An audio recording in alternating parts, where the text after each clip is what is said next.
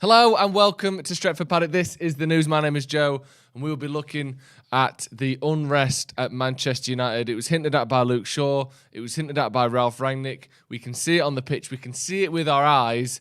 There are big problems at Manchester United at the moment, and we'll be having a look at exactly what is going on and whether there's a chance, there's hope that this can be fixed before the end of the season because, people talk about top four being done. It's not done. You look at the points, you look at the maths.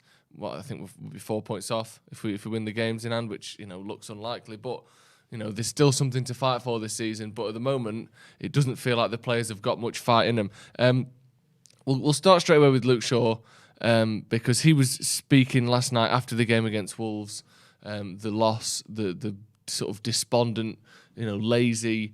Kind of gutless performance from Manchester United that looked like a bunch of players that either didn't know what to do, weren't capable of doing what they were told, or didn't want to do what they were told. Any of these options are not good. So Luke Shaw was speaking after the game, and he spoke to Sky Sports and said, "We have to put more pressure on them. We have to have intensity. I didn't think we were all there together." You look at the players, we have unbelievable quality, but sometimes quality is not enough. We need to bring the intensity and more motivation inside the dressing room. We know what we want, but on the pitch, we need to give 100%. To win these types of games, we all need to be 100% committed. Anyone who watched that full interview with Sky Sports, it was very clear to me that this is a man who is trying to reveal some problems within the squad. I mean, he has done. It doesn't take too much reading between the lines, and he's being slightly clumsy with it and giving away slightly more than he wants to. I think what he wanted to say was, we need to see more on the pitch. And what in the end he said is, we're not, I didn't think we were all together, which basically means some people are trying hard, some people aren't. Some people are working hard enough, some people aren't. You look at the players we have unbelievable quality, but quality is not enough. We need to bring the intensity and more motivation. These are the sort of fundamental things. And we could see it after what Rangnick was saying after the Newcastle game, talking about second balls, talking about physicality, talking about putting your body on the line. All these things that, I keep saying this, but these are Sunday League things. These are the fundamentals of not just football, of just effort in any walk of life, in any job, in any profession. Even on a five-a-side Sunday League level, whatever it is, no matter whether you can do a Rabona or you can do kick-ups or whatever, the things you expect are effort, work rate, motivation. If you can't bring those three things, what are you even doing? Inside the dressing room, we know what we want, but out on the pitch, we need to give 100%. To win these types of games, we all need to be 100% committed. Again, we didn't win the game, therefore what he's saying there is some people weren't 100% committed. And you just think, these rumours over the last couple of weeks that we've largely looked at and dismissed of unrest and problems behind the scenes and players not pulling together and cliques in the dressing room, the longer that goes on, the more it's obvious that there are severe problems. And obviously we can't sit here and pin down exactly what those things are based on a few quotes from Luke Shaw, but we're now getting a body of quotes from the manager, from Shaw, from Fernandes, from different people, where it's clear that there are big problems at Manchester United. And when you're questioning effort and motivation and intensity, these are things that you expect from children, let alone some of the best athletes and best football players in the world. And the fact that we're having to question this is absolutely embarrassing. And you look at Rangnick and his tactics and his system, you don't see any of that. He was speaking after the game and he said, we didn't press at all, said Rangnick. We tried, but we were not able to get in those pressing situations. They had an overload in midfield and they played via their wing-backs. We can't even press. We tried, but we couldn't. The only time we've looked like we've been able to press is for 30 minutes against Crystal Palace. And he even referenced that. The question to him last night was, why aren't we seeing your pressing style from this team? And he said, well, we did it against Palace for 30 minutes. That was his first game in charge, when the players were basically playing on a presumption of what they thought Rangnick would want. Because they'd had one training session. So it wasn't as though they'd learned all the literature, they'd watched the videos, they'd heard him speak, and they did it. It was, this is what he probably wants, and here's your new manager bounce. And I spoke about this last night. A new manager bounce isn't a manager coming in and changing everything. Or some of it, it's partly that. But the biggest thing is, it's the players going, fucking hell, we better impress this new guy. Let's impress him. Because the managers don't change everything overnight. They can't implement deep, detailed tactics overnight, like Rangnick's trying to do. So the fact that the best we were was against Crystal Palace, and we've been awful since then, tells me that the players aren't trying hard enough. Because they did that based on, he probably wants us to press, doesn't he? So we'll press. Because he hadn't taught them how to press in one day. The thing with Manchester United at the minute is you expect effort as a minimum. And when you're not getting that, it's almost, you can question everything. Because we've tried different players. We've tried dropping Maguire. We've tried dropping Bruno, Rashford, Sancho, Donny, Shaw, Tellez, Wan-Bissaka, Dalot, Matic, Fred. Like, these have all been... The only player that hasn't really been dropped is Ronaldo. Everyone else has been dropped in this team. We've tried it a different way. We've tried another player. We've tried to, get motivation by changing the squad. And nothing's working. And I don't understand it. Vandit in the comments says, you saw yesterday that an organised defence can also make Jones look good. He looked better than Maguire yesterday. The problem is the defence was all right. Or the centre-back partnership was all right. But Rangnick was speaking about not being able to stop the cross. Not being able to stop Traore putting the cross in. That's Luke Shaw. And then when Jones heads the ball out to the edge of the 18-yard box, which isn't a great header, but, he wins the header, no one's near him. No one's near Gian Martino there to stop him having a shot, or to get close enough to block the shot, or to just get close enough to put the pressure on so that the shot isn't as good. You don't always have to block something, but your presence can influence the striker. It didn't. We're nowhere near. And again, when you're questioning effort, fair enough if you say the tactics didn't work. We don't know if the tactics work because we're not seeing them. Rangnick says himself, we didn't press. He's talking about top 4 chances. I cannot make any guarantees. Look at today's performance. If I say we're 100% convinced we'll finish top 4, I don't know if people will believe that. It doesn't... the problem is, at the start of the season, based on what we saw last year, finishing second, getting to the cup final, obviously it was only the Europa League, so it wasn't necessarily a mark of, amazing quality that we were there in the first place, but we got there. It looked as though this year was couple transfers, let's push for the title. Let's be in the conversation. That's what everyone said. Not just United fans who people want to call delusional left, right and centre. The general consensus around football was United finished second last year. Now they've got Sancho, Varane, and Ronaldo. Well, it don't make you any worse getting those 3, so we have to push. Maybe we're not going to be title favourites. Maybe we don't think we'll win it. But the whole point was, let's be there or thereabouts by April and see where we go from there. Bit of luck, who knows? The manager sat within 5 months, and the new manager that comes in, that's meant to not just be guiding us for the next 6 months, but having a hand in the course of this club for the next 2 years, is already talking about how the players don't work. It's a shocking state that we're in that I don't think any of us expected to be in. Ian says, there's no middle to begin with. Sell McTominay and Fred. We can't keep thinking this will work. Yeah, maybe that's the problem. I can't see it being as simple as just the midfield is shit. We can obviously improve on the midfield, but to me, I don't think that that's going to make all the difference. Mike says, we don't have the right to rue over lost glory. We're not ruining over lost glory.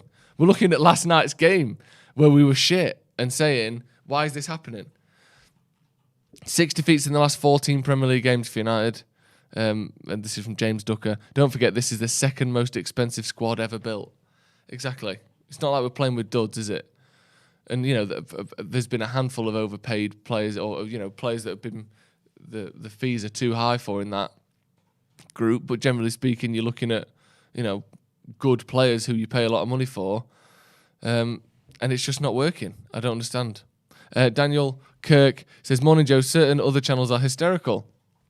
Good to see you analysing things logically and not acting like Ralph is worse than Neil Warnock. Well, I'm not acting like Ralph is worse than Neil Warnock because he's not. He's a very good manager. But it's almost as though the players don't care. The players don't want to work. And I don't understand that. Steve was talking last night about professional pride. And he was saying about how Roy Keane and David Beckham and in these sorts of players, you would say, do you think they needed motivation before they went on the pitch? That came from within. But we're not talking about Roy Keane's and David Beckham's. Maybe that's the problem. Maybe the quality and that professional pride come together. And the fact that Roy Keane was so good was because he had that professional pride. And David Beckham and Paul Scholes and Dwight York and Andy Cole and these players, was the reason they were so good is because they had that professional pride built in and they couldn't let their standards drop for themselves.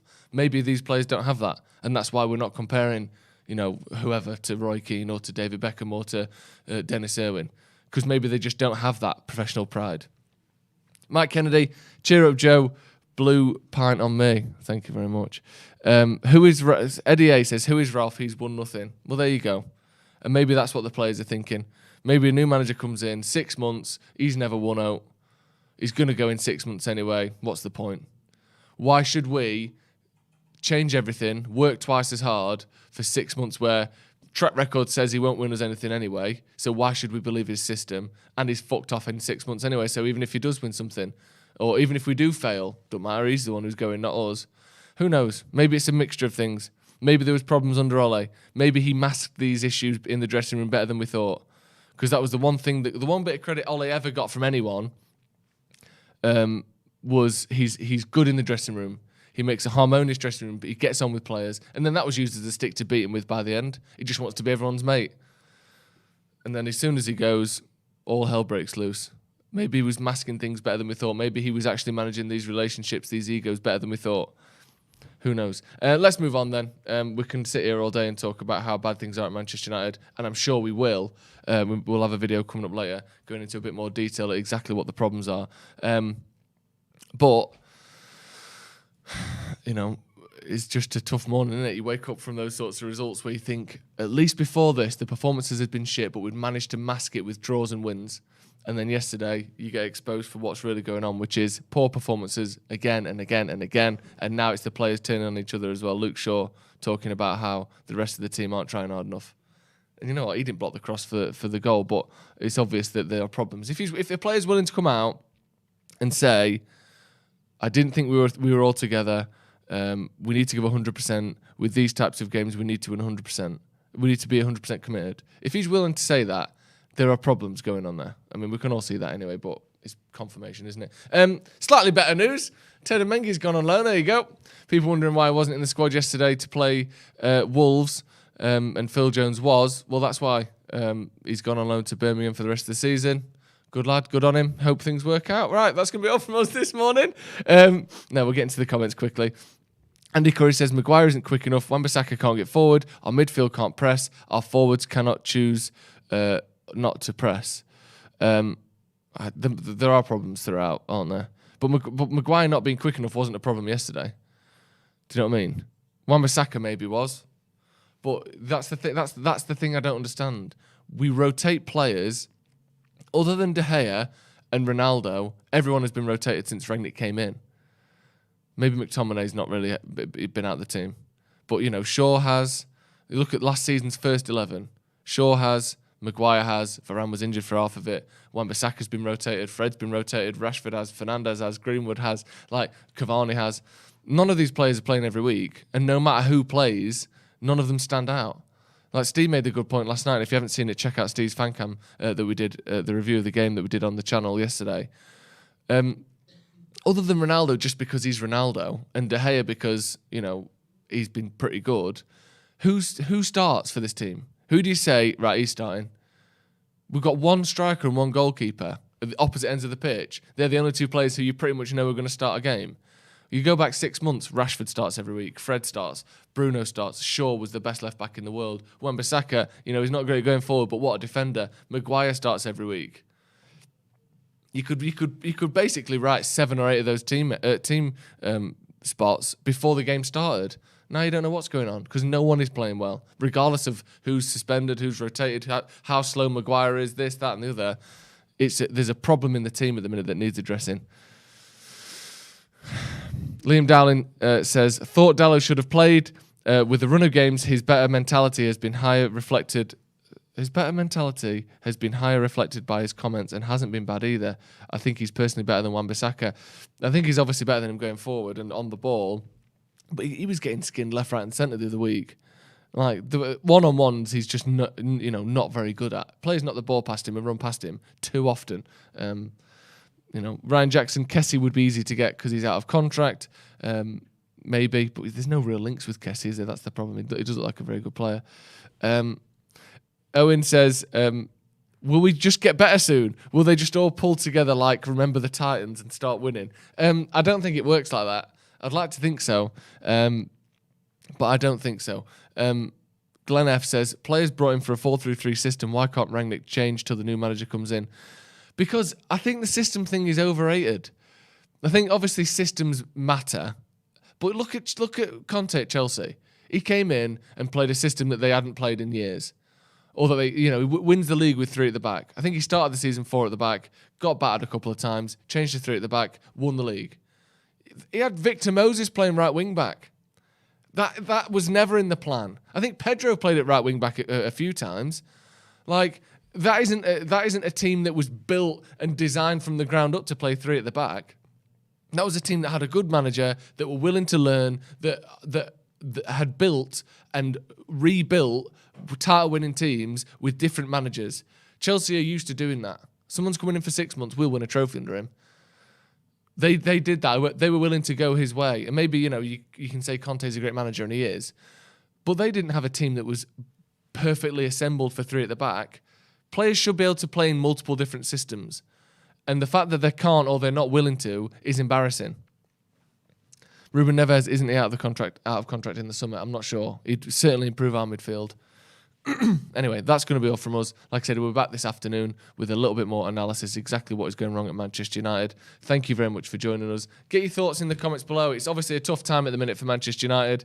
Things aren't going the right way, but hopefully, we can see some sort of turnaround. The FA Cup hasn't even started yet. We've still got a month till the Champions League comes back. There is time. There is still hope, even if it's dwindling and fading by the second. Thank you very much for joining us. Subscribe to the channel if you haven't already. And also, we are into our final couple of days of the 12 days of Paddock, where we're giving away 12 gifts to our members. The final 3 gifts, which will be announced starting today, tomorrow, and finally on the 6th of January, are a stadium tour of Old Trafford, a Manscaped Perfect package, and a Sony PlayStation 5. If you want to be in with a chance of winning all 3 of those prizes, click the join button under the video, join, become a member, help out the channel as well, and you'll be automatically entered for all of those prize draws. Help the channel out, help yourselves out. Thank you very much for joining me. We'll see you in a bit.